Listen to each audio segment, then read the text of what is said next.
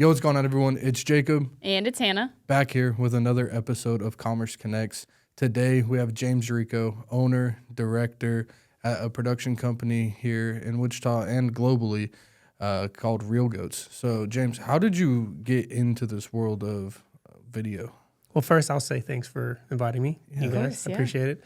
And it's really cool, before I get into all that stuff, like Jacob, I don't know if you know, is your grandma? Yeah, my grandma. That used to watch me, babysit me when I was a kid. He was telling me that. That's cool. Yeah, it was, we found out because I was doing something on an IG maybe, and I was like doing Discords, and you were in the Discord, and then small talk, found out that his Dude, it was so That's wild. a small world. Because I remembered you weren't home at the time, but I went over to hang out with Shaq and Rory at the house.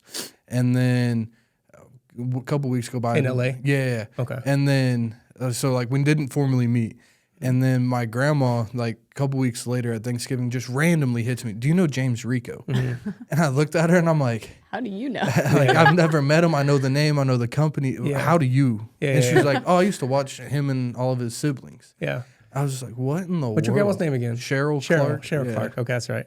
Yeah. Yeah, I used to, I can't remember when we would go over there. And I don't even remember how old I was, but I always remember her backyard, her downstairs, and she got me addicted to bologna sandwiches with like lettuce and mayo. Like she's the first person that introduced me to bologna and mayo and lettuce. Like we used to do like bologna and cheese or something like that. And then she put lettuce on it, and it was like, I was a little kid. I was like, whoa, mayo and lettuce is amazing. Yeah. But I always remember her taking care of us. I think it was a summer that every now and again. I can't. She was probably a parishioner at a church or something. Did you go to St. Margaret Mary? Yeah, St. Margaret Mary. Yeah. So I think my parents knew them and stuff like that. So it's a pretty crazy, like, connecting with you like that. It's pretty cool. But yeah, I mean, like, Real Goats is like a crazy kind of like, I don't know, we're like almost like luck story, sort of like when people, you don't really think about too much when you're out there freelancing. Yeah. And especially like years ago, nowadays it seems like COVID created a way for people to work for themselves pretty easily through social media. But back then, and I say back then, we officially got the LLC in 2018, but like I was always wanting to create something with some friends, like do video production.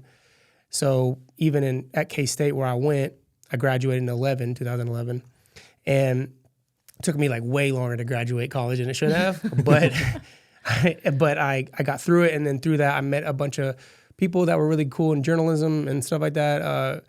One of my great friends, David Kaufman, he's out in Kansas City, works for a company out there. He was like the first person when I got out of school to kind of like freelance with me. We didn't know what we were really doing necessarily, but we were just like trying to find gigs. We did a lot of weddings and stuff like that. And I got known in K-State locally as like a videographer that did music videos. Okay. And this was like T3I era, when DSLRs were starting to come pretty popular with, shooting content and like that whole shallow depth of field look. Like that didn't really exist when I was like shooting. Yeah. It was all like VHS or like tape based things, and I don't even remember what those camcorders were called, but Zoom camcorders that you would traditionally see. Okay. Like the Sony Handycam. Yeah, stuff Handycam like stuff. Like it'd be bulkier because it was like I don't know, like I don't even know what the hell these things were called, but they looked great, but it was all based off of tape. Yeah, and so when I first got a hold of a T3i, I shot like the super first music video I've ever done, which was for my fraternity brothers at the time. I was a part of, or I am part of Phi Beta Sigma. It's a traditionally, historically black fraternity. And so a lot of the guys that were in there were really, from Kansas City, were really interested in like hip hop and like being musicians. And so made a music video for them, and then other people saw it and thought I was like amazing at what I did because I had a camera that like would do some cool stuff. And so it just like kind of like slowly picked up around there. And then with my buddy David, he would help me on a lot of those. And we thought we could form something. We were trying to figure out what to form, and continue to just like hack away at local music videos. Moved to Kansas City eventually when my wife got her master's at K-State. After she was done, we took off to Kansas City because that's where her job took her. Yeah. And I was out there trying to figure it out in Kansas City, try to work with local artists as much as I could. Didn't really know how to connect with people necessarily, but people would still see my work through, again, like just local music video stuff. And connected with a few KC artists, KC producers. Uno Bounce was one. I don't know if you ever met Bounce out in Kansas City, but he's a producer out there that I connected with him. He was kind of like really tied in. G Watts out there in Kansas City. Never shot for him, but like knew of him and stuff like that. And then, man, I'm mad that I don't remember the artist that I worked out there with prior, but K Stylus was an artist who still he's like the twerk, he's like a twerk king or whatever. So I got introduced to like booty shaking videos pretty early in my career. And like he like was always wanting, he always made music like that. So, and then like I really started to tap into Kansas City community, like filmmakers. Yeah. And got on a couple cool sets. And then eventually met a guy named J.R. Davis. And he was the first person that he was a young guy at the time. And he was starting to get his feet in the door of like, he's just like a hustler, like loved doing stuff. And we connected pretty well. So he started helping me with all my local music videos. David was out there in Kansas City, but he kind of had to, we stopped working together because he needed like a real job, quote unquote, you know, like needed like steady income. And he really wanted to like work for a company, which was like a kind of a crazy, like hard thing when you're as a freelancer, when you find a partner, you know, like you find a team that you're like really good at that working you vibe together. with. Yeah. And he was amazing. Like David's an incredible filmmaker. And so I saw him as like an equal in terms of like maturity and like what he knew and like how good he was. And so I kind of had to like start all over and find like another person. And that I always remember, I think about it every now and again. I'm like, one day I'll work with him again as like a professional. We talk still. We're good friends still. But he was the one that like, me and him were the ones that like actually started doing freelance work. And we grew a lot, pushed each other a lot. And then when I met JR, at the time, my brother Spicy, Spicy Rico, he's the producer now for Real Goats, and he's another co-founder. All three of us were kind of like, at one point, living together with me and my wife. They were sleeping in like a blow-up mattress in Kansas City with me on the couch. My wife hated it. She hated like coming home to us, you know, and like them sleeping there or like sleeping in because she works in medicine, so she's always up early and then she's home around like 6, 7 or something. She hates seeing a bunch of men just like in the chilling on the couch, just chilling, you know. So she never really knew what we were doing. We were trying to figure it out. But that was kind of like the birth of it in Kansas City is like when we started to like call ourselves Real Goats. And I think at the time, Shaq Gonzo, who you know, he's a producer, director for us, a creative producer, creative director for us now. He was just a friend that I shot music videos for in Kansas at K-State. So when I used to do those music videos, he was like one of the first people that like let me be creative. You know, he gave me like, he was like 18 and I was like, hey, I need to do, he's like, well, how much would it be for a music video? And again, this is K-State. I said $800 and like $800 for a college student is like freaking $5,000. You know? Yeah. But somehow, I don't know where he got the money, but he got it and then put it all to like making his videos really cool. And we just tried cool stuff. And so we stayed connected because he was very creative and still wanted to work with me. And so it was like that was like the very, very early stages of wanting to start something with some friends. He had this idea called One Day, and his logo was a goat, and I always thought that was really cool. And I always was trying to figure out a name for it.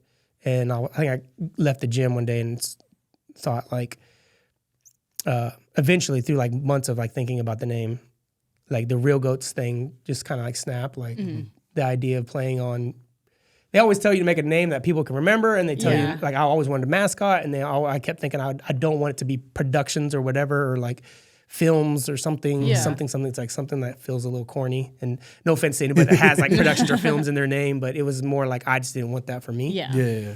And so, Real Goats just like stuck. I think Drake was like saying goat a lot and stuff like that. And Yeah. it just all kind of like came together where Real Goats was the name. And we didn't have an LLC, but we started the brand back then, like 2016 in Kansas City. But yeah, all that Kansas City, figuring it out on the couch led to us traveling a lot. And realizing like we can't get any really real work in Kansas City. So we started traveling, and people knew me in the East Coast because I worked with an artist named De Niro Ferrar, who I met at South by Southwest around 2016, 2015. And because I met him, he wanted us to do I flew out to him by myself, did like a couple really amazing projects called So Long, and it was called So Long, and what was the other one? It was like a combo video, but I remember So Long was the first one. And I flew out there, and because I was so talented at what I was doing then in his community of North Carolina, Charlotte, like everybody started knowing me in Charlotte, like all the artists out there. So other artists would want to work with me and stuff. And so I started becoming like a little bit more branched out. Like, oh shit, I'm like flying around now, and like I'm getting paid to do this, and this is cool. And that led to me just like, it opened my mind more in like taking chances on like, I need to travel more. Yeah. And so I went out to New York one time for a B&H like conference. No, not B&H. It was NAB. Yeah. You know, NAB in Las Vegas is like a big tech thing. Yeah. They had one in New York, and again, doing small music videos, man. It all would tie back somehow. A guy that I shot a music video for at KU, his name was Gil, Gil Perez. He was an actor, musician, just doing music at KU just for fun. Did a video for him while he was there in like 2014 or 13. I don't even remember the year. But we stayed connected. He loved me a lot because I was Hispanic, and he was Hispanic, and he just had like that pride of like Latinos doing things and Latino filmmakers. And so when I went out to that NAB in New York, I was by myself. I asked him to stay at his place. He was out there grinding as an actor, and he was getting a lot of gigs at NYU Tisch.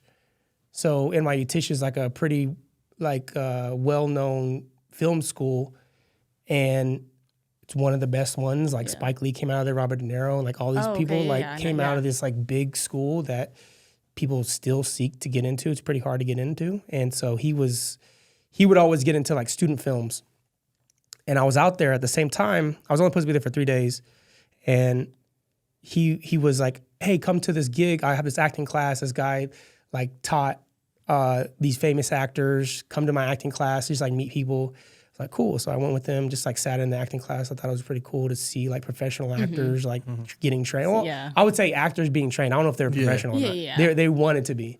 And so it was a professional trainer though. And then we went to, afterwards he was like, hey, come with me. I got a rehearsal for an NYU like student thesis. And so I didn't know what the hell that meant, didn't know what it was going on, went there, and that was the first time I got experience on set. I was like, oh shit, like this is pretty cool.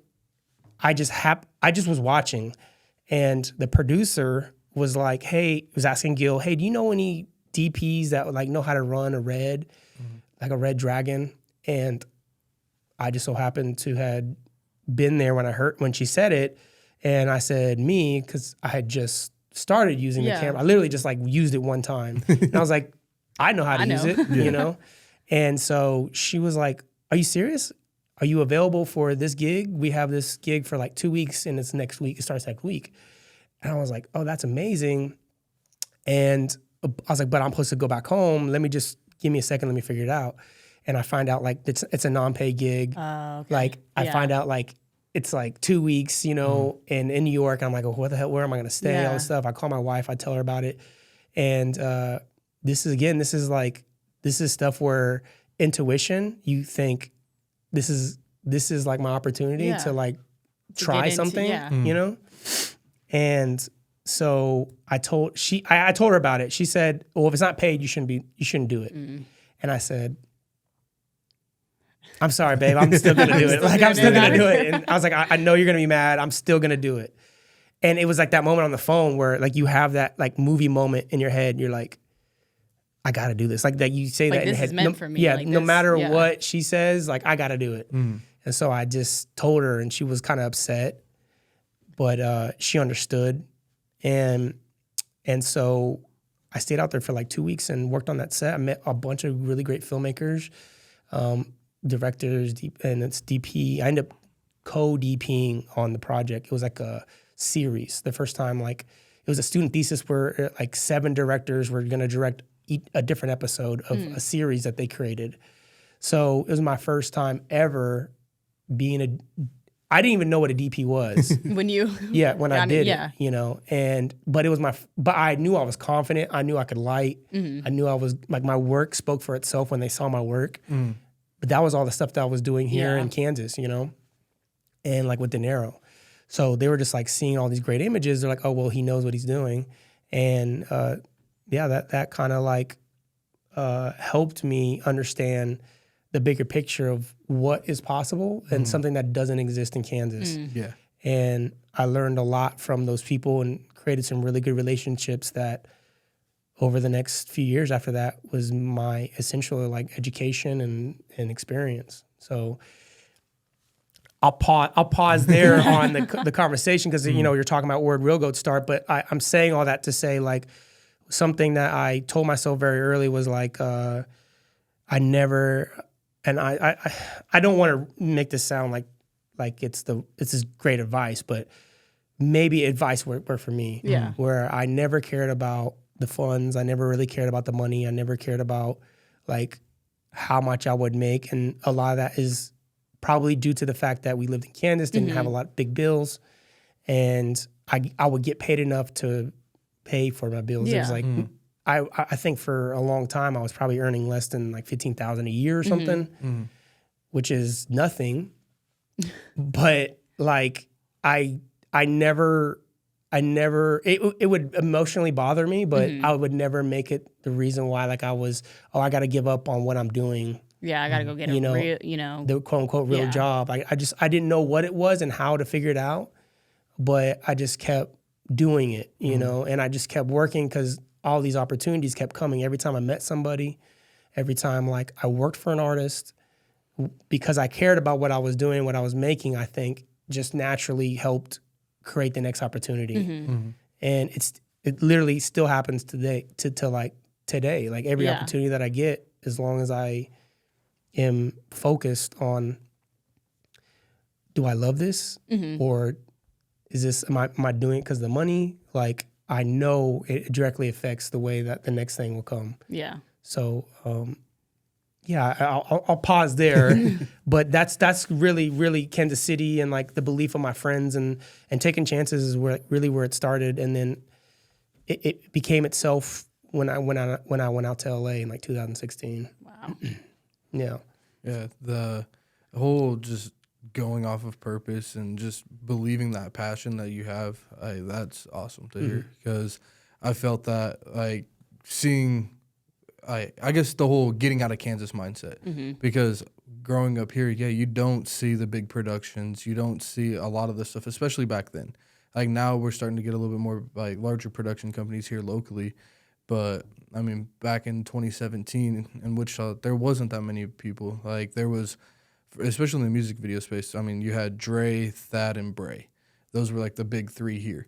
And then like when Thad eventually moved to LA to work with Dax, like I went out there with him and I was like, oh, this whole industry, like you can actually make a living off of it.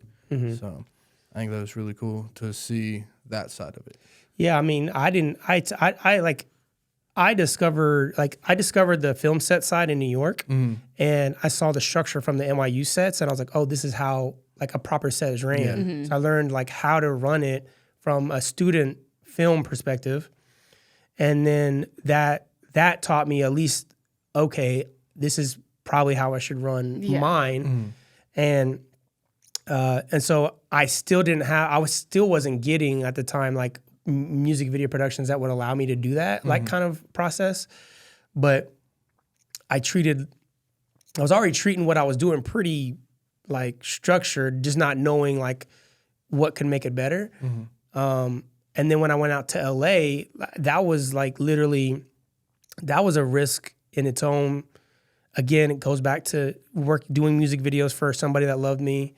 David Lyle and his brother, Nick Lyle, have this band called Black Oxygen that along the way, they're the first reason like I experienced touring. They're a band out of Kansas City. It all connects. It's like they saw Gil's music video and they were like, and Gil met them, the guy that I said that was out in New York, and showed them my video I did for them. They're like, who did this? Like, this is amazing. And then because of that, got a call from them, went to Kansas City, connected with them. They became really close friends of ours, or mine, and ours now. But they believed in me enough to where they started to give me a bigger budget. They believed in me enough to like take me on tours and like let me travel with them around the world and stuff like that.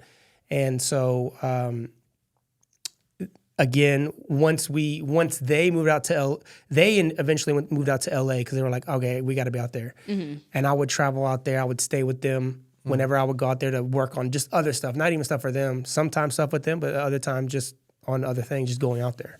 And he connected with the guy out there that was producing like a show, it was the first time I ever heard of like content creation. You know, at the time it was like 2016-ish. So it wasn't like I was not really a big YouTube person, like watching YouTube shows or anything like that.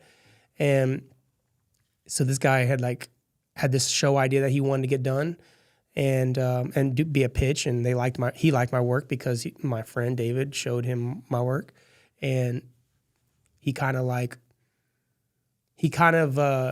pushed on the head, like, I wouldn't say I would never say it was manipulation, but he knew that I wanted to be in LA so bad that he was like, hey, I can give you an opportunity by letting you come stay out here for free, like for a few months.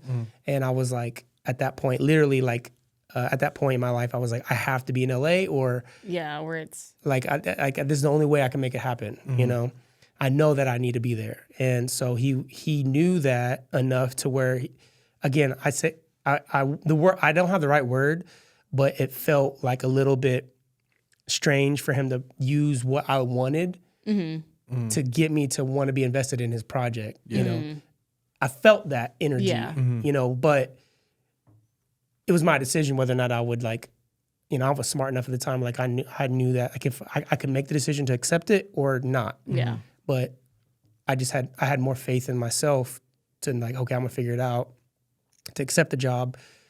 Packed up all my stuff. I told my wife, she had finally gotten to medical school. She was trying to get into medical school. And so I was just always with her until like she figured out where she wanted to go. She was gonna go to Kansas City. So okay, I was like, hey, like I need to go to LA. Like I need to go now. Cause I was kind of feeling like I needed some transition in my life. Like if I do this and I make it happen, then like this is what I want. And so I accepted it. Me, JR, my brother, all like decided to go out the same time. We packed up like I don't even know kind of van this was. It was like a freaking like Sprinter van. And we didn't have that much stuff. Yeah. We had like, I think collectively as 3 guys, we had like $1,000, like $1,100 or something. Oh man. You know, like collectively. Yeah. And we're grown. Like, I mean, I was probably in my early 30s. I was like 30, I might have been 31 or 32. And so when I was going out there, like driving out there was like the most surreal thing. I'm sure like when you went out to LA, it's like a weird feeling. Like, am I making the right decision? Yeah, Like you like questioning it the whole way. Like we drove. That's a long drive to, sit there and be like, oh man, is this the right thing to do? When I started questioning it in Colorado, I was like, damn. I was going back now. Yeah, so I was like, this is crazy. And so I remember showing up and we met him. We were like in West Hollywood or something, pulled up in this van, and the AD, who was like a co-producer, came and met us. He didn't know our work. He didn't know who we were. And he was a real like AD, like he was like a real second AD, like from like his stuff was in actual Hollywood where he worked on major shows like CSI and stuff. So he's strict. So he knows like what things are supposed to look like. So we pull up in this van. He's like looking at us. He's like looking at the van. He goes, "Where's the cameras?" He's like, "Are you sure?" Like he was very doubtful in like who we were by our presentation.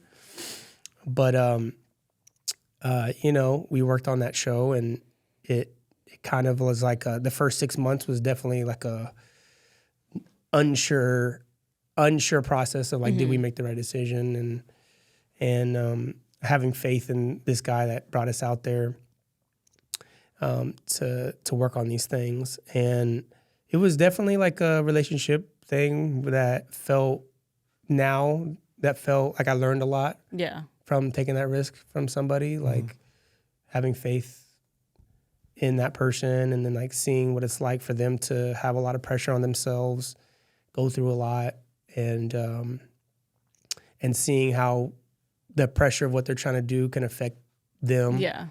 And I learned a lot from that situation, enough to when Real Goat started like taking off, to that I experienced like similar feelings, of like, okay, people are looking at me now, or I have a lot of responsibility. How am I going to manage my team? How am I treating people around me? Like, am I being nice? Am I being myself? Shit like that. And so I learned a lot. We learned a lot from that situation, me, JR, and Isaiah. And after we got done with that whole process, we just kind of like kept having faith in projects. We got a lot of cool things. We got to travel, eventually got to travel to like Vietnam. We got to do some other cool music videos.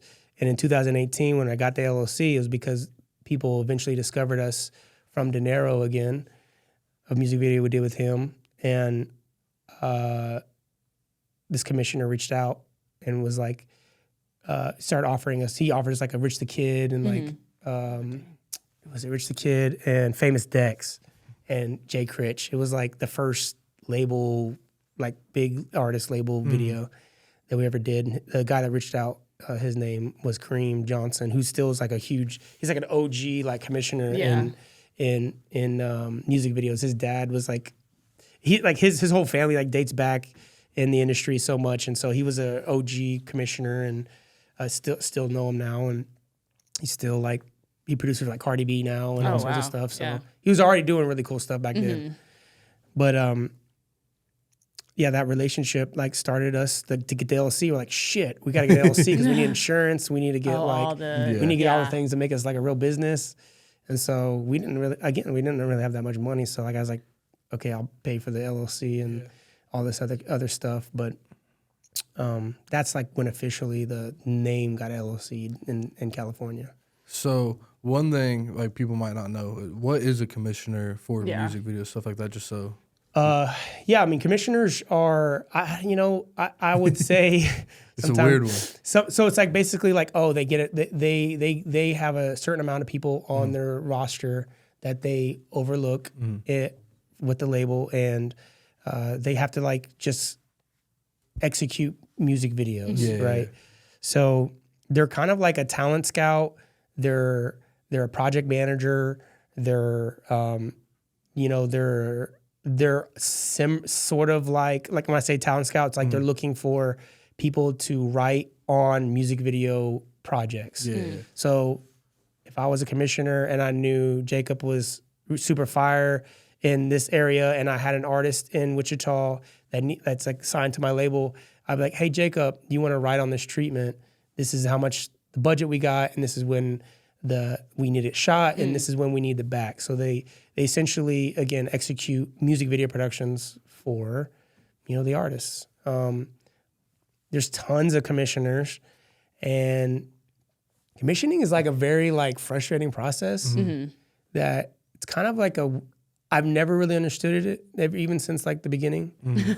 Like how people can reach out to like as many talented directors as possible and get ideas from them and never pay them. Yeah, that's been the weird one. And I mean, I've seen obviously some controversy within that of like, we pitched our idea and it's not us shooting it and the video came out. Yeah. So it's a weird one, like, because as I'm sure the commissioners see it a certain way.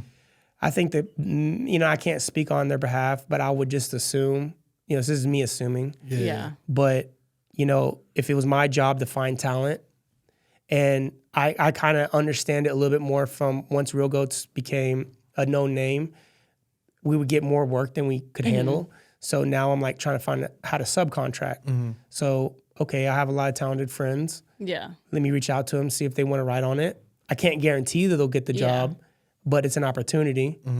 So I think that's how a lot of the commissioners view their job. It's like, I'm giving them an opportunity to possibly get this. Yeah. I can't guarantee it for them. If they love what they do and if they want to take the risk, they know they're knowingly taking a risk because like they can't guarantee that they're gonna get it. So it's a risk every single time that you write for a commissioner. But I think that risk goes back to, are you okay with that lifestyle? As a creative, like, are you cool with not getting paid and still putting your energy into it because you're confident in yourself or something like that you're gonna get it? I've found like my experience of trying to get other directors to write on stuff that we do. It feels very weird to like constantly reach out to the same one and say, hey, write on this, and we're trying to get it approved. We're trying to help them. We're trying to give them feedback. That's one thing that I learned when doing it was like, I think most directors wanted more than anything was like feedback. Yeah. Like, how can it be better? I'm willing to change it. Like, I'll do whatever suggestions you say if you give me good critiquing, And so I would approach it that way. I would always try to make a deadline earlier than what I needed to submit it in, and like look at the treatment. And I would first visually, I would always critique it from like a design standpoint. Like, is this even interesting looking? Yeah. Before I even read it. Yeah. And if it didn't look good, then I would never really want to submit it because it's like, did an 8th grader make this? Did a high school person make this, or did someone professionally make this? That's how you look at it design wise, because that's how they're going to look at it. I want to be an asshole when I say that, but it's like first impressions. Everyone knows about first impressions. So it's like, if your shit looks like it wasn't taken care of, then they won't feel like you cared enough to spend time to design it well. So I think production companies that have a good structure, they hire a graphic designer. And the graphic designer makes it for them. They may not have any idea of like creative. They may not even be like a creative writer or anything, but they're just like really creative at design. And there's two differences of like a creative designer and someone that just designs. It's like, I think that's with everything. Like, there's a creative director and there's a director. There's creative DP and there's a DP. And then there's like creative in all positions, I think. People that are creative podcasters versus just a podcaster. So there's that exists in everything, and I don't. It's really hard to find the creative designer, someone that's creative and is technically really great at something. At doing it, It's There's both sides, You don't often see it in directors. Like, I'm okay at creating a treat. I think I'm good at creating treatments now because I found a passion for it. But it took me a long time to be actually good at creating a treatment. And I know that if I really want to create it well, it's going to take me probably like 3 or 4 days. You know, so imagine that. Yeah. You really care about a project. 3 or 4 days of your week is going into this, right? And getting critiqued at the very minimum. And then you turn it in, you wait for a week, and you may not hear anything back. And then you keep following. The whole like, give me your thoughts, but the whole I'm following up to see is like the weirdest conversation and the shittiest one to try to do. Because if you're saying I'm following up, you more than likely didn't get it. Yeah. Oh, because they didn't reach out. And you're like, well, I got to have an answer. Yeah, like so you follow up. Yeah. Well, that, and if you like submit a little early, they're waiting till that deadline because there's always that person that's 11:59 on the deadline. Right. And that's how I'm always just like, is a project going to go through? Is it not?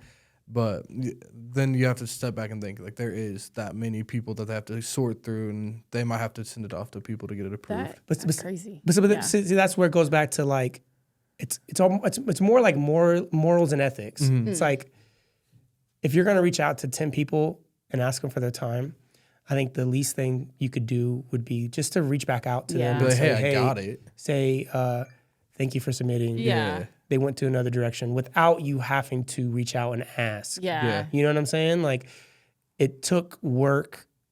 It took days and time and energy and passion for us to create something. And someone that puts energy into something, it's okay that they don't get it because it's practicing. Yeah. And it's okay to, like, practice. It's good to practice. And I think that you got to put your time in, just like sports. You play basketball.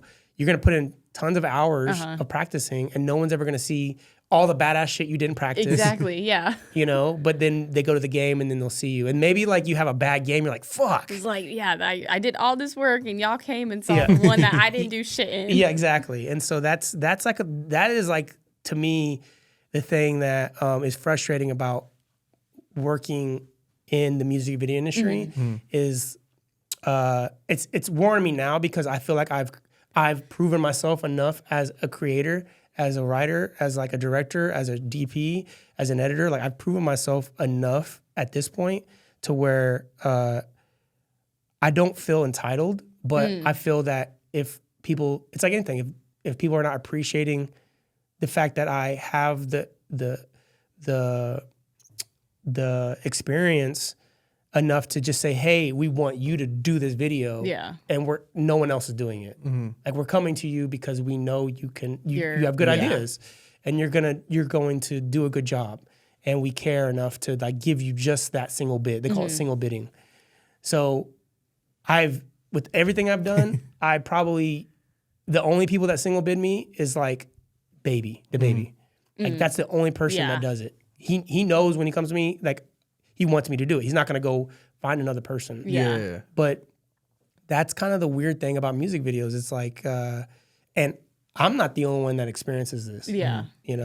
So I think maybe, and I think there's so many people in the world, so many great creatives, so many great directors that commissioners, and I think will always be able to do what they do, because there's just so many talented people in the world, like, and that's just the way it is. So as a director, like a creator, you go in, you get your fun, spend your 3 or 4 years like hustling your butt off and getting as many jobs as you can, experience, and then eventually it's like, okay, it's time to change something about your journey. Yeah. And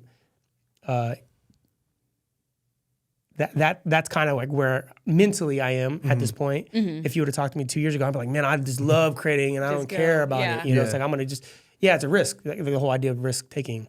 So you learn that about it. It's like, okay, do I want to spend a week trying to create something dope and not get the job? Yeah. Do I have that passion for it right now? And listening to your heart, whether or not it's real for you. You know?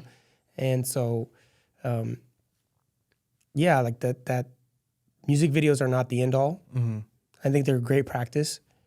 I think you take a lot of chances in genres, and if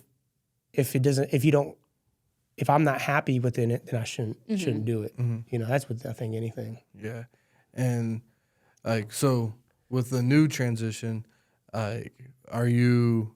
So I guess I don't know if we can talk about but like the commercial side of things that you guys are working on. Like I've seen some of the behind the scenes of that, and just seeing you guys take even some of like the music video elements, stuff like that, and put it into the commercial space. I think it's like really cool to see. Yeah, and you saw the first one that we did, which was it's the first one that like it's with Eric Fisher, is a guy in town here in Wichita, and we did a commercial with them. They just showed it. They had this thing called Meeting of the Minds, which I believe is where a bunch of the schools. Eric Fisher Academy it's a beauty school here in Wichita, Kansas, and owned by a really well-known hairdresser named Eric Fisher. And my cousin works for him, Aaron Rogers, and I love both of them after working with them so much because of the way that they allow me to just like create. And Aaron, funny enough, like I had watched his journey as a photographer, and he's a hairdresser. And so, hairdresser, my cousin, being a hairdresser in Wichita, Kansas, like you don't, like that's a creative craft. Like you don't, that stuff is not really talked about in Wichita, like the creative side of like beauty and stuff like that. So he always wanted to work with us, and Eric and then reached out, and I did some stuff with you on the Coco Dose thing, that never came out, which was kind of a funny like backstory of why it's not out.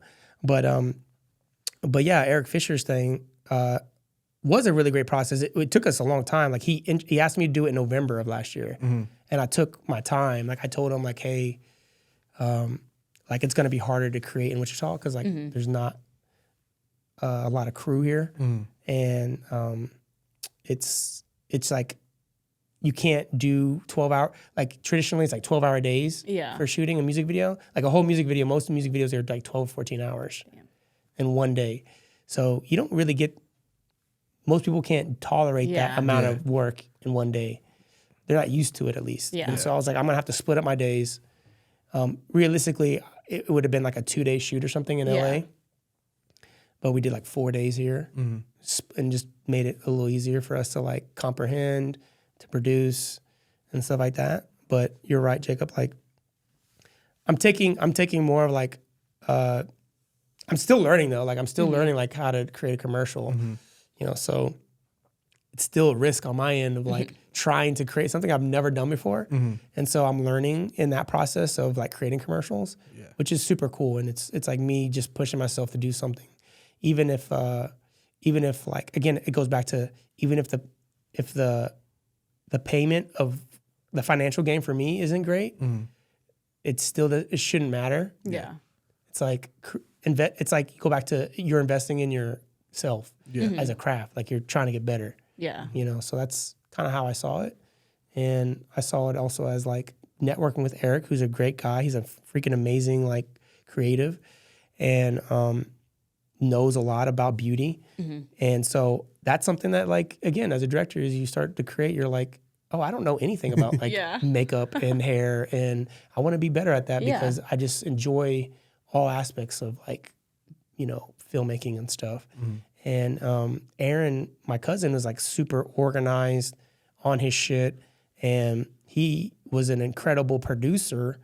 And that's something that you don't even know that you're a credible producer in Wichita, Kansas, because you've never been a producer. Had the opportunity here, Yeah. So like he has a talent in that area of being on point with things, and he has good taste in what looks good. Yeah. So those are things that like I think Wichita need. I don't know how to do it just yet, but eventually the educational side, like I always talk about it, but I haven't done anything about it yet, is like I just don't want to do the producing side of it. I don't want to be like, this is the event. I would rather just show up and help speak or like help create at an event and like be a speaker for somebody. And like, this is how you do it, Yeah. The work to put in the effort of like setting up the event is not. Yeah, like the promoting it. Yeah, like I don't want to do that. Background. You just want to go. I just want to go and be a part of it. The info and yeah, because it's a difference. It's like that's a lot of stuff. Like people have a heart. Like people have it's challenging as a person, as people, to like really know what you want, you know, because there's so many things in your face. Like you're changing your route all the time, especially when you're young, you don't really know. And I was talking to my wife about this, like, because we were able to accomplish what we did with music videos, I saw how hard it is to focus. If you put your energy into one thing, you're eventually going to get it. And if you hyper-focus it for a year, you will get it faster than you know, because you hyper-focus. Like you just nothing, like you didn't answer anybody's phone calls. You didn't go to any events, like family events. And I will say it's not great to do that, but you were very much like, I don't care about anything else but my goal. Yeah. And that's what that year was for us with creating DaBaby in 2019. Like we were so hyper-focused. He was too. And we connected at the right time to create what was DaBaby. And it wasn't just myself, but it was me, my brother, Gemini, John, his manager, John's team, his family. Like it was everybody just believing in it so much that it created it, you know? And so when I saw that, I'm like, now, okay, if I put that same energy into whatever I want my next chapter to be, then it's going to create it. Yeah. Like it will. Like I know it will. And that's the coolest thing about, I think that's the coolest thing about life is once you discover that feeling, it's like, don't continue to try to hold on to that, because if you think anything different, it's not true. And then you decide, okay, how am I going to dedicate my energy?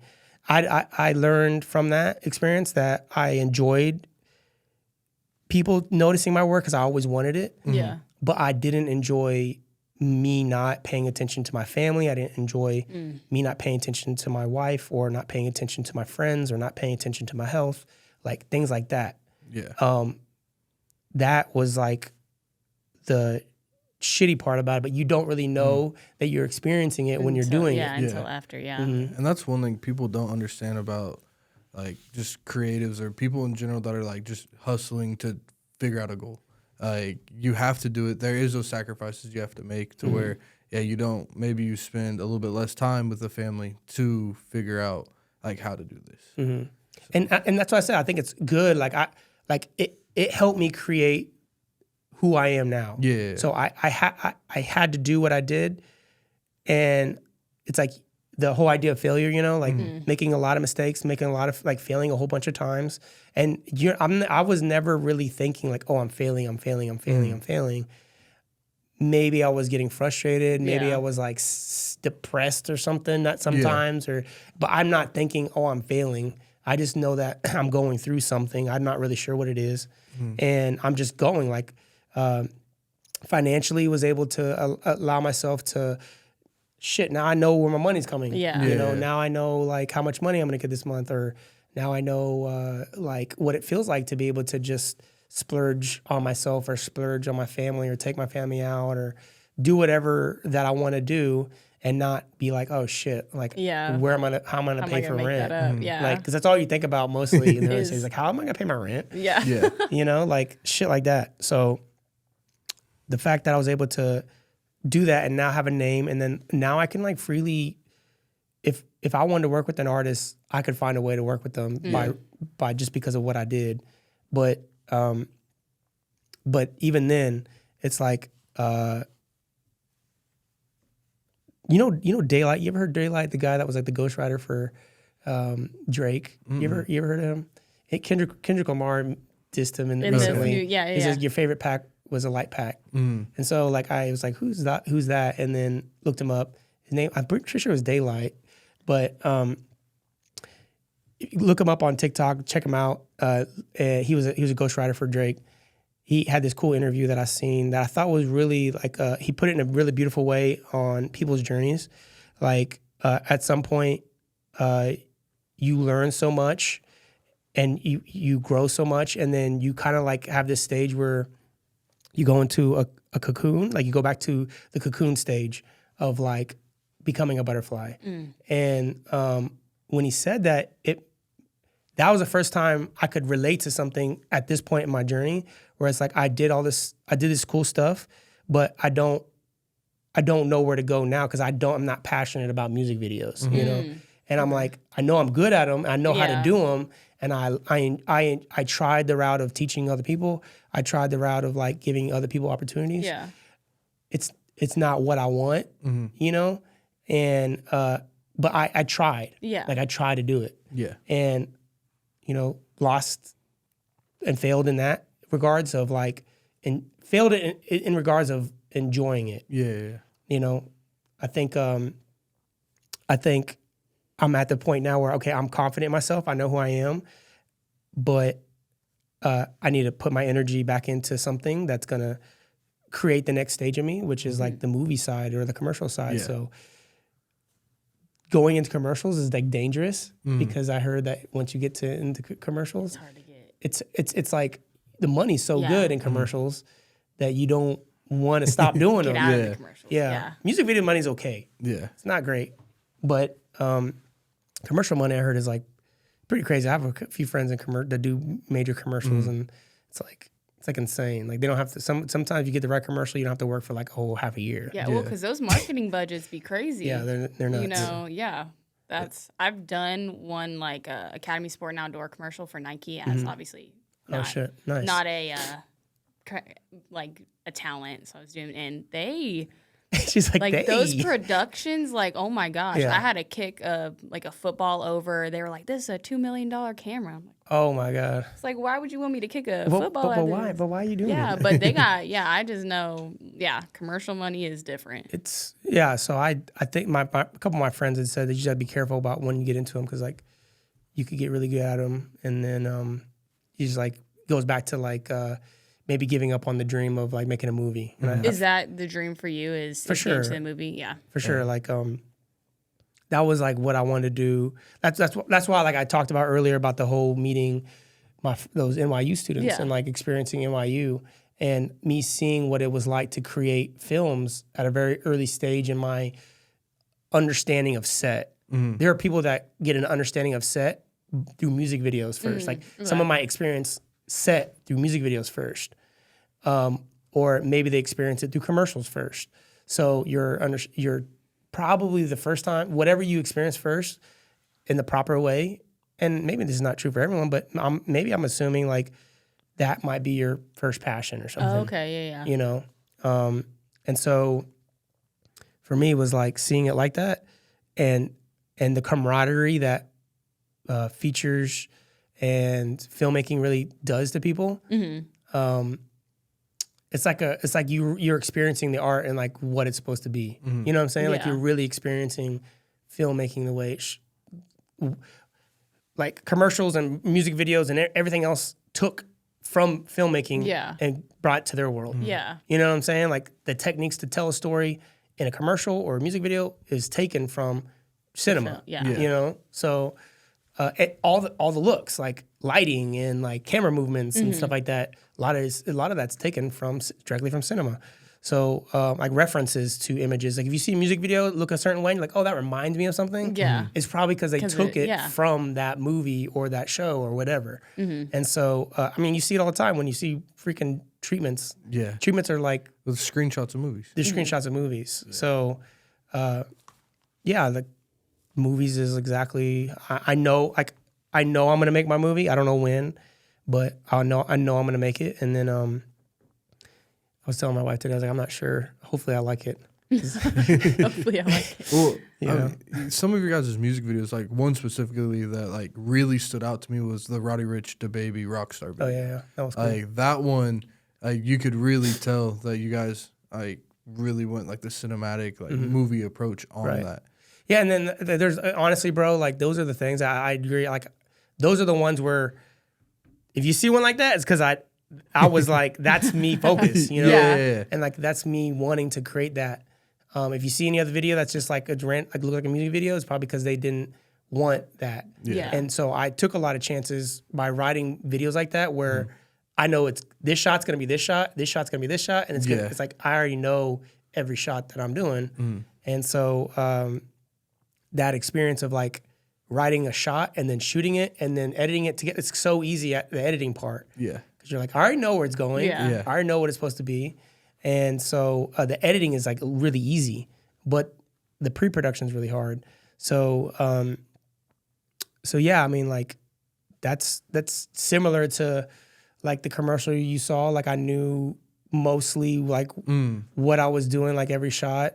And the hard part now is like the directing, which is directing talent to say words, like how you hear a word or how you hear a sentence, you know, or making it feel real. That's like the big challenge right now for me. Yeah. It was cool to watch you do that day you were in here doing like the VO work with the lady. It was cool to just be like, try it saying this way. And then you would take like 3 takes just to play with them. Yeah. Yeah. That's what I'm saying. Like that's a really hard thing to do, which is like, that's why I say like, hopefully I like it because by the time I'm like really great at making movies, it's gonna be like another 10 years. Yeah. And I'm gonna be like, fuck. So I think the industry is probably not gonna be any different than music videos though. I think the industry is probably gonna be like just as annoying. Yeah. You know? But I'll at least love again. At least I'll love it from that point. And I do believe I'll love it. Just because I've experienced enough making short films. I've shot a ton of short films that I never, like, for other people that I've never really released. Your screensaver went off. Yeah. It's okay. I'll fix it in post. Okay. But yeah, I've done a lot of short films that like every time I shoot a short film or a DP a short film, like I have such like a like, oh, I love this feeling in me. Like I don't give a fuck how long it's gonna take us to shoot this. Yeah. I'm gonna keep shooting, you know? And it's always fun to see it in post to be like, damn, this looks exactly me and my boy G, shout out G. I just shot a short film in LA in November, the second one that we did together. He produced the first one a year before that with a girl named Scout. So G had again, shout out G. G had put me on. He's like believing me enough. He's seen my journey enough in LA. Again, it's like the idea of connecting with somebody. I connected with him through JR. He produced a lot of commercials, the ones I was talking about, and now he's believing. He's like he wants to change what he's doing. He's done really well in commercial. He wants to be in movies, and so I've made 3 short films with him. One since being in LA. One never came out just because of editing. And the second one is in the film circuit, which we did in 2024, 23, 22, the end of 22. And it's been in the circuit in 23 with Scout. And she was an awesome director and believed us in a lot. And we did a lot of really cool things and had a really talented crew. And then a year later, G wanted to make his own, so his first directing one. He had a script from one of his great friends, Nick, and Nick wrote this book called Fourth House, and it's based in San Antonio, Texas, and it's about this protagonist whose sister committed suicide because she was a part of this cult down in Texas, and they adapted it to a screenplay, and we shot like it's kind of like a proof of concept, like short film, in last, I want to say it was like September of last year, September, October, somewhere in there. And so again, like I'm already like planting seeds. If I become a DP in films before I am a director, then like I'd be super happy, you know.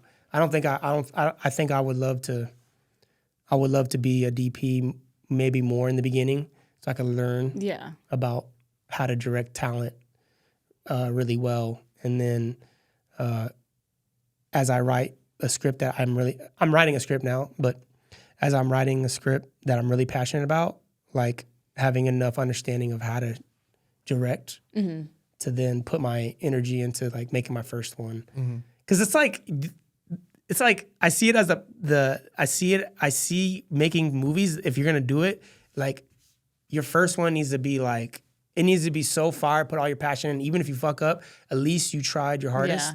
And you're gonna fuck up and you're gonna make a lot of mistakes. but I want to do it from a perspective of like, I understand how to do it. Yeah. You know, because it's like, because the next opportunity after that, I want it to be first movie I want to make is for $1 million. Next one, 5 million. Next one, 15. And then hopefully I go to 50 million right after that. And then I want to direct a $150 million movie at one point in my life. But I don't want to be like, that's not what I want to do forever. Yeah. I don't know if you follow enough from like those, that's like a Mission Impossible type movie or something like that. A big, like big blockbuster movie. But I've listened and I pay attention enough to where people don't necessarily enjoy directing those because of like the studios. But I'll take it. Yeah, right. I'll take it now. Like, give me the pressure, you know. So that's awesome. I love that. You just by the way you talk about it, you can feel and see the passion that you have behind it. And in my opinion, like that's the people that you see succeed in it. So I have no doubt, like that's definitely going to be in your future for sure. Yeah, I'll be like 50 when it happens. Hey, I'm 40. I just turned 40, so I have 10 more years. It's going to happen. Yeah, so I'm going to get it. Like I said, I didn't start doing it till I was 28. I didn't start doing any of this until I was 28. Wow. And then I started to see success at 30. I want to say it was 35, 36, and then so at least 8-9 years of just like working, and then finally it happened, and then finally it happened. Yeah. And then now just like enjoying what I created for the last 5 years, and now it's like, okay, I need to like really make this movie before I get too old. Yeah. So yeah, I appreciate that. Yeah. So what like advice would you give to somebody who's kind of in the lane that you are just getting started, like with video production? Yeah. I mean, I think I said something to the regard earlier. It's just like it's two things. I'll give them two things, like location wise. Everyone always asks me, where do I live? Okay, yeah. In the very early stages of my career, when I was like, I say early stages, when I was 29, 30, 28, 29, 30. So they always ask me every single time, where do I live? All these people. And so I would ask them the same advice. And they would say, well, that's your problem. You live in Kansas. And so they were like, you got to go to either New York or LA. And so that's what made me super adamant about getting there, because if I'm getting that advice and I am not doing what they're saying, then I'm stopping myself from maybe achieving what is possible. So first thing would be like location. And then I would say YouTube University and watch movies. Yeah. You know, like watch a lot of movies. Yeah. There's a lot of people that are in video production that don't watch shows or don't watch movies, which I think is like the worst thing you could do. You're like a basketball player not watching film. Exactly. Like that's a good point. Yeah. You know what I'm saying? Like it's like, why would you not watch what the greats are doing? Yeah. You know? So at some point you got to you got to turn the tape off and actually go do something.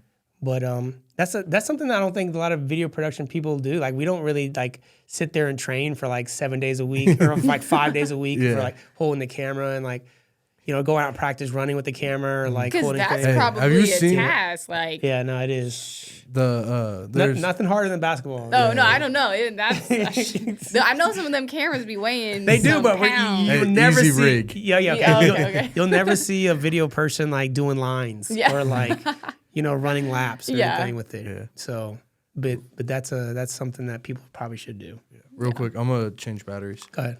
Yo, real quick, while he's changing the batteries, let me tell you about one of our sponsors, Festive ICT. They are a local event company based here in Wichita, Kansas. So if you've heard of events like Shop and Grub, Taco Fest, or even the Sneaker Fest, that is a Festive ICT event. So if you're interested in going out to any of the best local events, check out at Festive ICT on Instagram. And I'll see you guys at their events. You were asking like where I live now, but I had to move back to Wichita when I had my daughter 2 years ago. She's about to be 3, so 3 years ago almost. But I had to move back to Wichita because I was living out in LA, and I was just like traveling back and forth. Yeah. And it was like, that's why I said like that's the stuff that like it sucks that I had to go through what I had to go through. So now it's like I understand that when I I eventually understood when I saw my wife at one point, like I hadn't seen her for so long.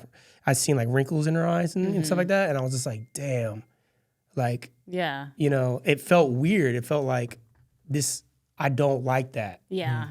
you know? And so, oh, that was her right now. Hold on. 1 second.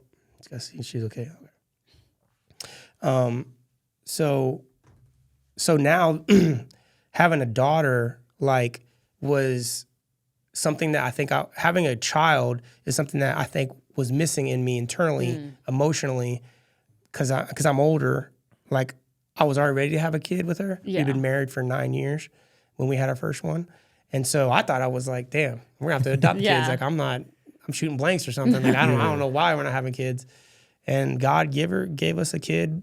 And she, like, Ellie, my daughter, she 1,000% changed my perspective on, like, what's important. And then it changed my perspective on, like, maybe like work ethic and how much I want to dedicate my time to work. You know, it's like, I don't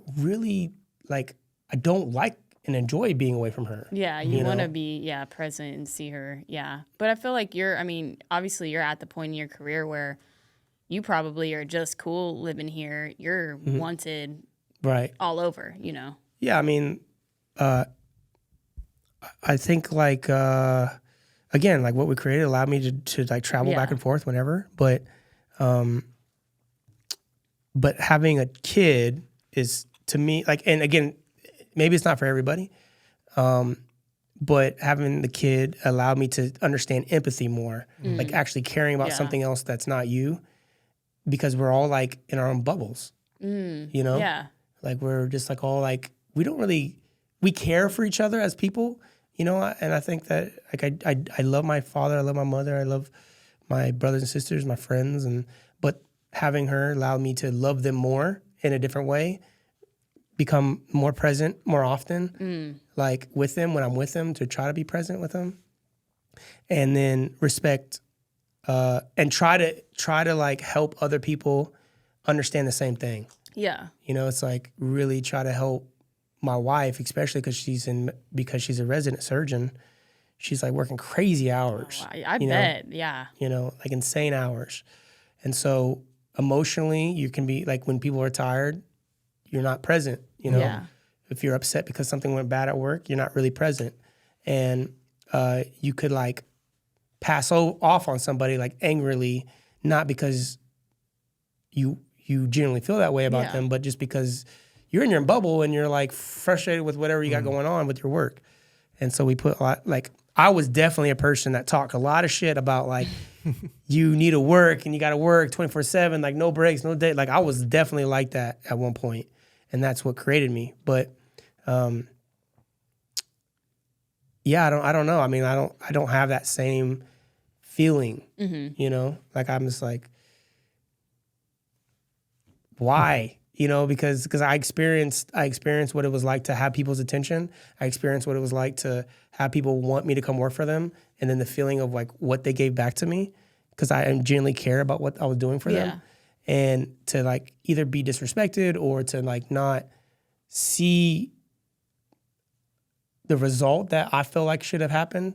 It's like, well, damn, we always hear like, do what you want to do, like when you want to do it, like don't care about if it makes another person upset. There's like a balance between like being a good person when they say that, and like caring for yourself and being like mentally well. So I think I learned a lot of that by having my daughter. It's like, shit, I don't care if I used to I was like, I had to get up at a certain time. I had to go to bed late as hell, like 2, 3 a.m. But now I'm just like, I'm just going to wake up whenever she wakes up. Yeah. So I'm going to sit with her. I'm going to cuddle with her. And then when she goes to bed, if she wants me to go to bed at 9:30 or something, then I'm just going to go to bed with her. And then like, maybe if I wake up, I'll go work. But it's like a great feeling to be able to like care more for right now to care more for like my family than my work. Yeah, and that's beautiful. I feel like being able to experience that is super, it's a beautiful thing. I mean, we're in filmmaking, so it's like filmmaking is like recreating life. And so if I don't know what it's like to care or to love or to like miss somebody, then how can I write about it? Or, so yeah, I mean, like shit. When I was writing my film recently, like this past year, bro, I was like writing about it's like an alien abduction movie. And so I was writing about my daughter and my wife and the character, like, you fictionalize some of the stuff. And so I was writing about my wife and I not being together. I was writing about losing my daughter and stuff like that, or like losing my mother. And man, it actually made me really emotional. It made me like cry about it, you know? I was like, this hurts and it sucks to think about. And so that's a really cool thing about filmmaking. You're like, if you're tapped into your emotional side, then like what you should probably write about. Like filmmaking is made to like help others. That's our art form of like helping others like learn about life. And too much film nowadays and shows, it's like super entertainment. It's like entertainment. Yeah, way too much entertainment, not enough of like connecting with like who people are and like how to get over problems. And that's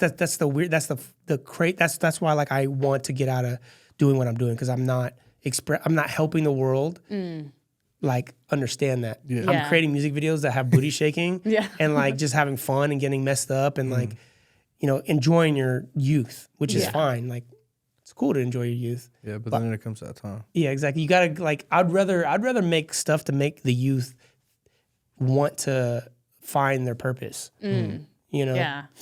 Because that's what they're doing. They're like, people, when you're young, you're just like, you have no idea what you're doing. No, you're just out here, doing, but then you come to a point where you're like, okay, there's got to be purpose behind life, and you, given that avenue to show other people, like, okay, if you can connect to this, that'll help you find your purpose. If there was one major director to work with, who would you want to work with? A director? Yeah. I already know, like, it's Jordan Peele for sure. Yeah. Ooh, like Jordan Peele would be like amazing to have guidance under. His company is called Monkey Paw Productions, and they just did a film with the guy from Slumdog Millionaire. What is his name? But he just directed his first feature underneath them. Oh wow. Okay. It's called Monkey Man. Have you heard of it? Oh yeah, I've seen the trailers and whatnot for it. It was cool. It was like, it's definitely like, you could tell Jordan Peele and like his company is going to become A24-ish. Yeah. It was Dev Patel. I almost went and watched it in IMAX. Oh, okay. Yeah. Okay. Yeah, Dev Patel. But it's a great movie. If you haven't seen it, go check it out. Yeah. I would say. I'll have to see, Besides that, I'd be afraid to work with Martin Scorsese. But you'd like learn a lot from him, Probably some of my favorite movies, or like, Tarantino's like amazing at what he does, and Tarantino I feel like would be scary. He'd be another person. I love watching their like I like see their shit on TikTok. Probably the hottest person right now is the guy that directs Dune. Oh yeah, okay. Dennis Ville. I don't even know how to say his last name. Villeneuve. I don't even know, but he did Dune 2, Dune 1, Blade Runner, Arrival, like Sicario, Enemy, Prisoners, which like all those movies are like some of my favorite movies. So that would be crazy. DP. I wrote this shit down. I have this. Love that. Oh, you could, yeah. I feel like that's the best part to get, results and do what you have in your mind. Write it down. Yeah. And then you'll notice that all that stuff starts checking off. Yeah. I mean, I gotta work with these people at some point. Well, these are the people that I look up to the most. Yeah. But like, Roger Deakins is an amazing like DP. He's like he's probably the best DP in the world. And then Greg Fraser's really awesome, like him. And then Hoyt Van Hoyten, I don't even know how to say his last name, but he did Oppenheimer, Nope, Tenet, Dunkirk, Interstellar, which is like one of my favorite movies. That's a crazy movie. You know, that dude like went crazy. And then let's see here. There's one other person. I didn't know this, but the dude name is Bill Pope, and he did all of like Spielberg stuff. Oh. So like he did he just not his, but Yeah. he did like basically all of yeah. Spielberg stuff. Is that right? Am I fucking making that up? Pretty sure that's him. But he also did like The World's End, Men in Black, Scott Pilgrim, Spider-Man, Team America, the Matrix like series. Oh, wow. Like stuff like that. Yeah. But yeah. I felt like I needed, like I started writing those down because people would always ask, and I was like, I need to just write this stuff down because I'm going to forget every time. But those are people that I look up to and watch like almost all their movies. So yeah, definitely. Mm-hmm. And then another one that is, I can't say he's like newer to him, but Garth Edwards. He's the one that did The Creator. Oh yeah, Garth Edwards. I watched their whole conversation about why like they used like the Sony FX3 for that. That was a really cool conversation. It was cool to show too, like that camera. I mean, like FX3, A7S3, stuff like that can be used on professional sets and actually create blockbusters. Yeah, they did like I think like the whole backstory of like why he used it was like he had made the spec with it, and he like really loved the ability to like just move around with the camera. But I agree, like there's times where I see people's like A7S3 stuff, and I would never know like it's shot on A7S3. Yeah, and it's the same thing like why I still use my Blackmagic because like people don't even know, they have no idea. Yeah, like, the average person does not have any no clue. effing clue about what camera you're using. Yeah, it's the filmmakers and the DPs and the producers that know, and they're not the audience. Yeah. Like it's a really hard thing to get over as like as a creator to like not think am I not using the best thing? Yeah.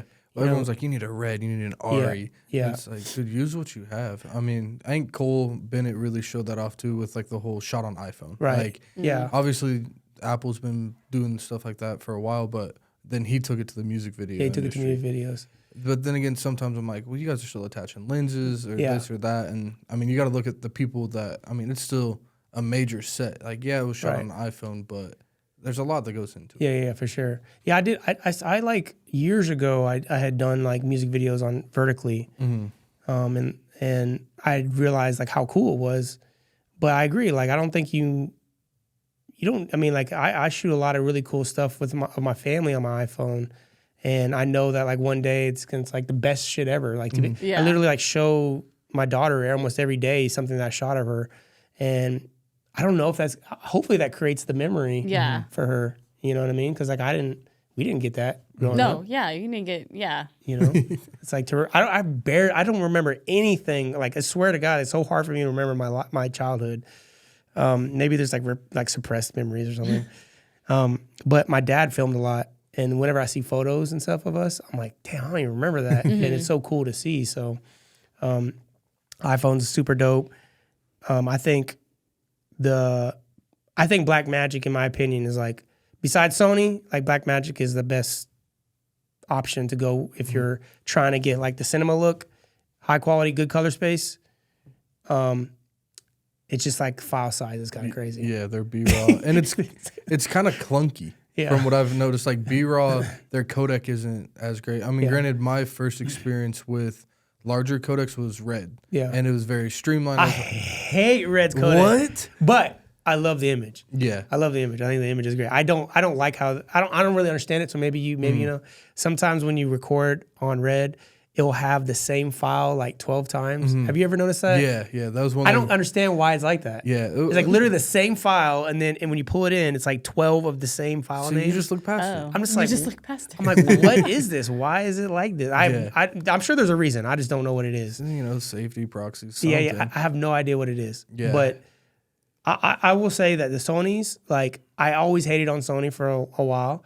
But the Sonys like look really great for sure. My thing is the Sony color science is just, it's too green in my opinion. And so, I mean, even like these cameras, I put magenta on it. Yeah. And then One thing I want to say about the Blackmagics, have you tried their new full frame 6K? I haven't used that yet. Is it good? I haven't used it either. So I was going to see if that's something. That was the only other thing that I think is missing. And honestly, like, I just started learning more. I was teaching myself more to pay attention because sometimes you shut that stuff off in your head as a creative because you're just like, this doesn't fucking matter. Yeah. Like, it's more about storytelling, you know? And it really doesn't matter. Like, the cameras don't matter. It's like, if you can't tell a good story, then like no one really cares about the image. Like, people don't even care if it's like shot on a VHS. If it's a good fucking, if it's a good story and there's good audio, then like they'll love it. So, anyways, I just recently like started to like care more about image circle on sensor sizes, and so I have this chart at home that I found on his website. I'll have to send it to you. Yeah. But it basically compares all the sensors. And it shows you what they look like comparatively. So I didn't realize how big IMAX is in terms of resolution and image circle. It's like massive. And so, and then the next biggest thing is Alexa 65. And Alexa 65 is not even like, you can't even like get it. You can't even buy those cameras, right? It's a 65 millimeter camera. You can't even buy them. And then it's like, I think it's like 70 millimeter. Oh, that's IMAX. Or no, that's IMAX. Is 70 mil is IMAX or is it something else? I don't know. I think there's IMAX and there's 70 mil. I think that's how it is. So anyways, regardless. So it's Alexa 65 is the next closest thing to it. And I was like, damn, I didn't ever really realize that. And then it's like VistaVision from Red. And then I want to say Sony's might be the Venice, right? And then Blackmagic's used to be the G2. Now, Blackmagic has the 12K full frame, right? So they're in the full frame world of like LF and Sony Venice. And they're also going to have that freaking 17K, which is ridiculous resolution that you don't even need. But it's the sensor size that I think is going to make maybe a big difference in how people film. Because they're doing the 65 millimeter. Yeah. And you could buy it. Like, no one can buy an Alexa 65. Yeah. So I think a lot of people are going to use that. I wonder, and probably there will be like a lot of issues with like the file size being so freaking huge. Insane. I mean, I thought the day, like when we first started using the Red and then getting your file sizes were just insane. I mean, were you doing like the 8K? Yeah. Thing? Well, no, so we were doing the 4K. Yeah. But even then jumping from like 1080. Right. You're like, why is this so big? What do you mean 30 gigs for one file? Yeah. Ooh. We were just very much like, oh, so this is why you need all those extra hard drives. Yeah. So that's another thing people don't understand is like the amount of storage. Oh, it's like crazy. You're spending so much money on that. Like, hard drives are really expensive for sure. I was asking you about that, you know, like how do you store stuff on servers and stuff like that? And because I've never ventured off into like getting like understanding like server space and like hard drive space and stuff like that. So it's like this what we do is like so technically like just frustrating over time. Like, I have to learn so much. Yeah. Hey, real quick, I'm sorry for interrupting this amazing episode with James. I know his story is just awesome. Real quick, I want to tell you guys about one of our sponsors, the Commerce Club. The Commerce Club is a co-working and private office space based here in Wichita, Kansas, and also it's where we're recording this podcast. So I just want you guys to check them out on Instagram at the Commerce Club Wichita, and I'll see you guys there. It's funny because our Wi-Fi guy is here. When I moved in here, it was around the time too I was talking to you about helping you guys with your servers, and I uploaded, I want to say around 30 terabytes. Like, or I had 30 terabytes up and down and on the Wi-Fi. I didn't think about it. I was like, it just had to happen.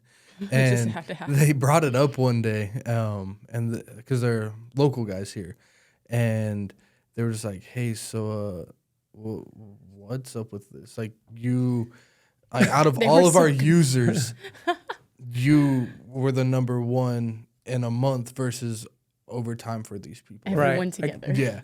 That's crazy. I just started laughing. I was like, oh, well, we have servers that we utilize and send off to editors. You're using all the space. You're using all the net. You're using everything. Yeah. They were like, at first, obviously, like curious. And then they're like, okay, well, if we can handle this, great. We can use this as portfolio, I guess, to other that's cool. developments and stuff like that. So they were just like, keep doing it. Like, keep stressing it and seeing how much. And I was like, well, Well, I'm obviously going to keep doing it because we do weddings. So. Yeah, I have to do So it. you You don't have a have to. choice. Yeah, You don't. it's like, I I'm love gonna- listening to this. Like, I have to do this. Yeah, so it's like every weekend we've been uploading at least 1 or 2 terabytes. It's crazy. And then, So much. yeah.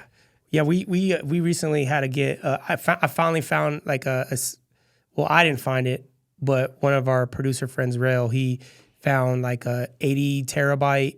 I want to say it's SanDisk. Maybe it's Seagate. But we have, because we're doing we're the next big thing that we're doing is like a documentary, and so we needed a bunch of terabyte space to put everything together, and we filled it up. Like we filled up that 70 terabyte already with like just archival footage. Yeah. And I think total we'll have like 150 That's insane. for one project. Yeah. Oh my God. Well, and then I just always feel bad for the people that got to go through that. I'm the one that has to go through it. You have to go through gotta all go of I have to through go and through sort it. it I all. have to go through it all. Yeah. And So I'm hoping that I'm hoping that this guy named Brian, he's gonna help me like proxy everything and like make sure like it's easier to edit in the process, and then he'll like help with the relinking and everything like that. But yeah, it's like crazy, like 100. It's probably gonna it's definitely gonna be at least 120. I say 150 because I'm not really sure. We're shooting on Alexas and like two cameras, and so like I'm just like full resolution, full quality, full everything. Like I want this to look amazing. So yeah, it's pretty crazy. Yeah. That's nuts. And we have fiber at my place. So if it wasn't for that, like stuff takes too long. yeah, that's how it is here. Like we have, so the residential units, it's up to a gig right now. But I was talking to them, and I was like, there's some days where it's like the gig seems slow. Yeah. And they're like, well, I mean, obviously you're pulling You're and pushing using so all much. of it. Yeah. And so they told me like that we can work a deal where it's like if I have to pay a little bit extra or whatever the case is to have them unlock it for a specific amount of time, we can get that figured out. But because I think our building here is spec to 10G. Yeah. That's crazy. Yeah. You live here too? Yeah. Dope. Yeah, this So- is a pretty building. Like the everything out there is really dope. Yeah. I think it's like I was like, damn, didn't have any of this stuff when I was looking for stuff. It's cool. I like this place. And this whole like podcast setup is really cool too. Yeah. Like how they have this room and using it. These mics are incredible, and yeah, man, they're going crazy in this building. Dude, I love it here. It's a great time. Tech heaven. Yeah. Yeah. But one thing I really wanted to kind of like dive in on was it the Emmys or the Grammys that you guys did the video for DaBaby, right? Which one? Say it again. Was it like the Emmys or the music video for, I forgot what it was like a live performance. Didn't you guys do something along those lines? Whenever you talking about, we did like a skit or something when he had like the Suge suit on or something like I that. don't remember what it was. I thought it was like for an award show. Okay, gotcha. I thought it was like a pre-recorded thing that they played like during COVID, but I could be wrong. Oh, you're talking about the Rockstar one? They did a Rockstar one. Man, that was like I didn't do that one. Oh, okay. But I'll tell you about it. Like they had asked me to do it, and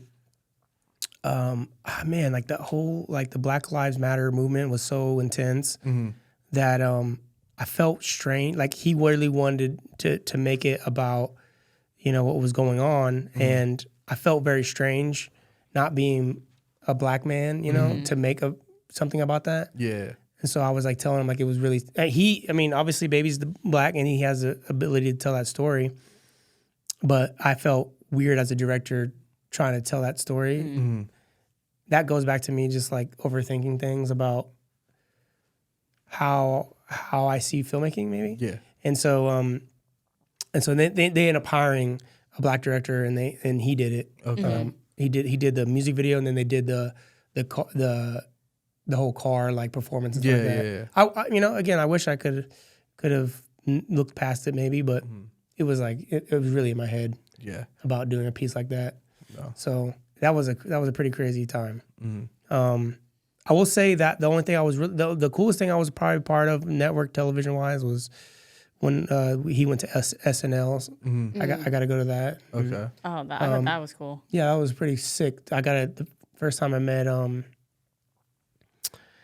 Gosh, He was in the Staten Island movie. Oh, Pete Davidson. Pete Davidson. He's coming. He's coming here Can't soon. believe I saw that the other day. can't believe I forgot his name. But yeah, no, Pete Davidson.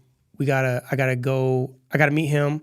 Gotta go to his dressing room, and like they were just everyone was just chilling, like smoking and stuff, which was kind of crazy to see.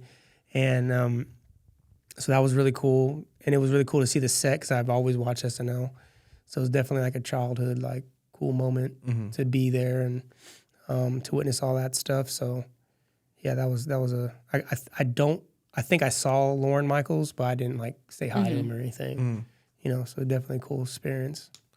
So that being like the commercial, like TV side, your coolest experience. What's your coolest like music video experience that you could think of? You know, I would say maybe not the coolest, but maybe the one that sticks like that, like kind of always like made me feel like, am I supposed to be doing what I'm like? Am I supposed to be doing this? And like pushed me was Find My Way music video with DaBaby. It was this one with B. Simone and stuff, and it was like the not Thelma and Louise. It was the whole like, am I right on that? That's not Thelma and Louise. Who's like the whole like the guy girl robber thing? Bonnie and Clyde. Bonnie and Clyde. Yeah, it was like the Bonnie and Clyde thing, and that set was pretty intense. It was 2 days. The first time we had like a really big production, and it was out in somewhere near Lancaster. It's probably in that area somewhere at this like really famous production motel that I'm gonna get this movie because they just shot a movie there. And I was telling Gabby, my wife, that I was like, I don't think I could watch this movie because I've shot this at this location. Yeah. I bet that would be weird. Yeah, that's the last stop in Yuma County. The last stop in Yuma County. Okay. So literally, like this movie, this hotel you see here is where we shot it. okay. The actual music video. Like they use the whole movie's there. Yeah. And so I was like, I just can't watch it because I know it's fake. You know. There's yeah. there's a lot that I've seen. Specifically, that I've noticed, like 3rd Street Bridge, like that area down there always gets used. Yeah, and there's a show that I watch called The Rookie. It's like a cop TV show and everything. But all their high-speed chases, they cut to a scene where it's just a clearly car, not. Yeah, just there running right down there, and I'm like, people that don't know LA, like you notice it over time. Like when you spend enough time in LA, like when they cut around scenes, like all of a sudden they're in like Santa Monica, and you're like wait, there's no way he was in downtown. Yeah, you know. So yeah, no, that's the Hollywood magic stuff. Yeah, it's like funny to start catching that now. Yeah, like Bailey, my girlfriend, she's always getting upset because I'll pause it and I'm like, hold on, and I'm trying to like make it make sense in my head of like you didn't travel from Glendale to like South LA in like 2 minutes. So yeah, I mean that's like the Hollywood magic stuff, which is really cool. It is frustrating to catch things like that. The things that I catch the most is like lighting or like mainly lighting. I catch lighting more than anything when there's a lighting difference. Or phone. Or another thing I noticed it in Shameless a couple different times was phone continuity. Like there was an episode where like they had pissing you off. Dude, there was one. Like, there was a scene where they had like it was like a red phone, and then the next scene was a completely different phone, but it's like in the same room, everything, and the character was still holding it. Yeah. And I'm just like, how? I know there's like those small things that, bro, but that's not what I'm saying. Like when they make those things, when they make shows, they tell each other this too. I'm sure that the average audience member is never gonna even understand it. Yeah. Like they don't even care. Yeah, it's like they're just trying to get it done. Right. So they really don't care about that stuff, and that's a very frustrating. And that goes back to some of the stuff like when we as creatives want to be so like on point with what we're doing, we overthink like way too much. And that year with DaBaby, like I literally threw out everything that I kind of learned and like lighting and like color correcting and all sorts of stuff, just because I knew that we had to work faster and like we couldn't afford stuff maybe in the beginning, and so we were just like making it happen and not really caring too much about like the technical things. Yeah. And so I had to like deprogram my mind a little bit that year, or reprogram, I should say. And it's like literally no one cared. But anytime anybody would message me about like a video not being color graded properly, it was always the person that worked on the set. Yeah. Oh, yeah. But like nobody would ever even know. Not a consumer of the product would even. They would even they don't care. Yeah. Yeah, they're just there to watch it. They have no idea. See what goes So down. that the thing that I wanted to share with you about the Find My Way thing, when you were asking me about that, and I said it mainly because it was like the first time where I felt a lot of pressure because it was such a big set. To like, am I actually good? You know, like, am I really supposed to be here? Or feeling like what is that? The imposter syndrome? Oh, Yeah. okay. Yeah. You know, like I felt a little bit of that during that because it was such a big thing. Our biggest production at that point in terms of funds too. And we had a lot of really professional people on the set. Some of our gripping team was like from John Wick, like they had worked on like John Wick, and there was like people that worked on like the special effects. People had been in Hollywood for like 20 years. So really experienced people. And I was like, why the hell you guys? Because they would tell me because I didn't know. Yeah. They're like, oh yeah, I did this movie. I'm like, what? Why are you here? You know? I think one of them had just got off like one of Nolan's things. No, Fincher's. Okay. This special effects guy got off one of Fincher's sets. He's like, yeah, I just wrapped up like yesterday. And I was like, what the like, why are you here? Like, why? I was like, well, thank you for gracing yourself on our little music video. And so that's the coolest thing about LA is like working with people that like do really good stuff. But in that video, it was supposed to be this crazy long like shootout sequence that we didn't get to film. And that's like the testament of like, can you actually get something done? And it happened on Bop and it happened on this one where you have this big idea and you want to get it done, but things like go wrong and like scheduling gets messed up and you have to adapt really quickly. Talent might not be working with you the way that you want to work with them. And you're like overly ambitious with shot listing and you're like starting to see things kind of unraveled. You're like, oh shit, I gotta get rid of this, and this. I never shot a proper shootout sequence at that point. And so that realistically should have been like probably a 6-hour sequence of shooting. And we overthought a little bit and we underestimated a little bit about how long it was going to take to do some scenes. So we we started like maybe 12 that day and we had to be done at 12 a.m. that day. So my AD at the time was like telling me, oh, we straight. Like we're gonna be good. Like we're gonna get everything. Things were taking way longer. He had scheduled more shots in there than I needed to. And I just didn't trust myself like instinctually to say like, oh, this is probably not, I need to change this sooner. I had the feeling, but I didn't like trust it, you know? And so we get down to the wire. It's like, I think it was like 10 and we hadn't even started doing the shootout sequence and I had crazy amounts of shots to get. And so I was like, there's no way no way we're making this, you know? And so we get into it, we get the whole interior scene shot out and it's like 1 a.m., you know, and we still have a whole bunch of stuff, like maybe 3 pages left of shots to get. And my brother was like rushing to make sure that the fire marshals would approve us to work overtime because you have to get all that stuff approved in LA County because of like the sparks and stuff that we're using. It's like a fire hazard. And so eventually getting that approved. And I'm sitting there in the bathroom, like sweating my fucking mental off, like, oh my God, like we're fucked. Like there's no way we're getting all these shots. And I pulled the AD and my brother aside. I was like, you guys, I need help to figure out how to end this. Like I don't know how to get this to be wrapped up. We have way too many shots.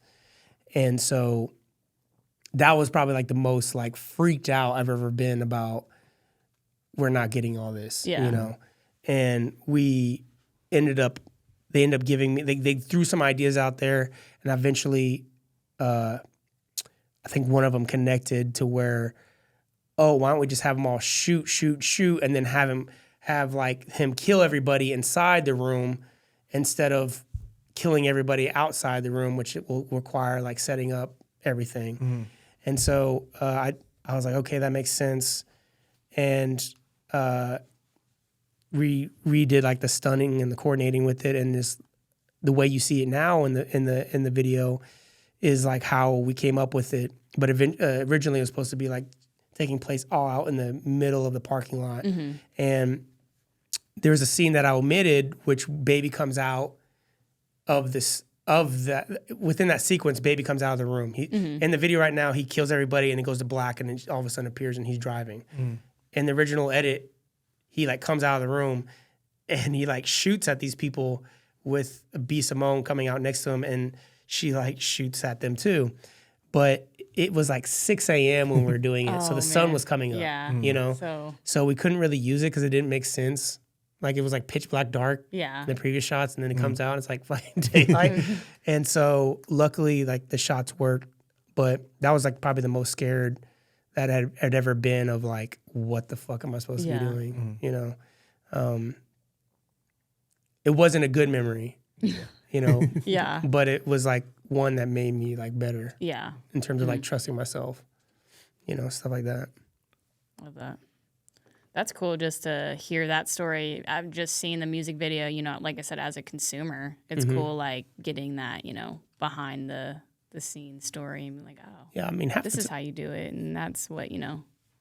Yeah, I mean, half the time we're like panicking. Yeah.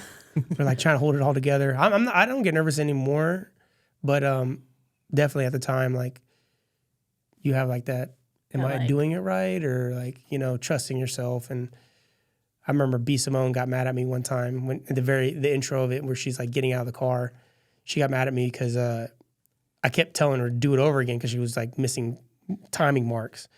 But it was more about she didn't know what I wanted, like how slow I wanted her to do something. So she was like, Rico, you gotta help me. She's like yelling at me on set. And I was like, the first time I ever had like someone yell back at me. But she was mainly trying to communicate like, and there was nothing against her. It was just more of she was trying to communicate like, I need your help as a director. Yeah. Like I don't know what you want, you know? And so again, first experience of like, oh shit, the actor needs me to guide them in every step of the way, which working with DaBaby was like not a thing. You know, he could just like kind of do it, you know? So, those are like really cool, like failure, even though the video is really cool, like failure experiences internally. Like I don't freak out. So no one's seen that I was feeling that way, but I was feeling like, oh shit, you know, fuck, you know, those are cool experiences to get out of your system. Yeah. So no, that's wild. So we're over that time that I mentioned, but so real quick, where can people find all your guys' stuff? So I mean, we have therealgoats.com. I try to keep it updated, but you can find stuff there. We have IG at The Real Goats. We have a TikTok. Don't keep it very updated, so don't go there. But yeah, our website and our Instagram is probably like the thing that we use the most. We have a YouTube that I have a bunch of cool content. I haven't updated in a second, but on YouTube I have a lot of great like tutorials for people that want to learn. A lot of great pieces that I've made over the last year and some change. I plan on releasing more content educationally through our YouTube. I had a Patreon, but I kind of didn't like where that was going, so I cut that off. But the YouTube is the educational platform, so we have a lot of cool stuff in there if you want to like learn from some of the ideas that I have. Love that. Yeah. Hannah? Hand got handles on everything. Hand got Hand got handles. Hand got handles. Okay. I like that. Cool. And then you can find me at jclark.jpg. Appreciate you guys. Yeah, thank you for coming on. This is a great conversation. I love it. Yeah, thank you guys. Yeah. Appreciate you guys bringing us here, and hopefully, it resonates some of the stuff I was saying resonates with whoever's watching. Definitely. I definitely think so, and I think we're gonna need a part 2 for sure. Yeah. Cool. There's a whole bunch of shit. Appreciate it, guys. So, yeah, good. Appreciate you.